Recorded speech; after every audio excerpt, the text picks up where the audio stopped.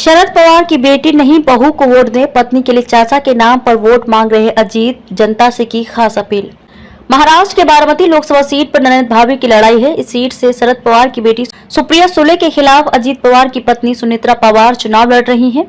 मंगलवार को अपनी पत्नी के लिए अजीत पवार ने प्रचार किया। उन्होंने कहा कि बारामती की जनता ने शरद पवार की बेटी को 3 बार चुनाव जिताकर संसद भेजा है और अब उन्हें शरद पवार की बहू को जिताना चाहिए। लोग परिवार का समर्थन करने की परंपरा को नहीं तोड़ेंगे। बारामती में पार्टी कार्यकर्ताओं के एक कार्यक्रम में अजीत पवार ने कहा, आप इतने लंबे समय से पवार परिवार के साथ हैं, लेकिन अब लोकसभा चुनाव में क्या करना है इसके बारे में कुछ सोचा होगा, क्योंकि एक ही परिवार से 2 उम्मीदवार हैं। आप सोच रहे होंगे कि किसका समर्थन करें।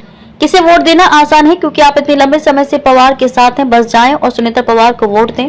डेप्यूटी सीएम ने बारामती की जनता से कहा कि आप सुनेत्रा पवार को वोट देकर लोक परिवार का समर्थन करने की परंपरा को नहीं तोड़ेंगे। आप जाएं और बहू को वोट दें। अजीत पवार ने कहा कि साल 1991 के लोकसभा चुनावों को याद करें, जब आपने बेटे को चुना था, यानी कि मुझे चुना था। इसके बाद आपने पिता यानी पवार साहब को चुना। उसके बाद आपने लगातार 3 बार बेटी यानी कि सुप्रिया सुले को वोट दिया। अब आप जाएं और बहू को वोट दें। अजीत पवार ने चचेरे भाइयों पर साधा निशाना। उन्होंने शरद पवार और सुप्रिया सुले के खिलाफ निशाना भी साधा। उन्होंने कहा कि ये लोग मशरूम की तरह हैं जो बारिश में उगते हैं।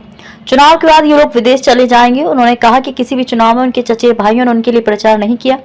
आपको बताते चले कि महाराष्ट्र की 48 लोकसभा सीटों पर 19 अप्रैल से 30 मई तक 5 चरणों में चुनाव होंगे। बारामती में 7 मई को मतदान होगा।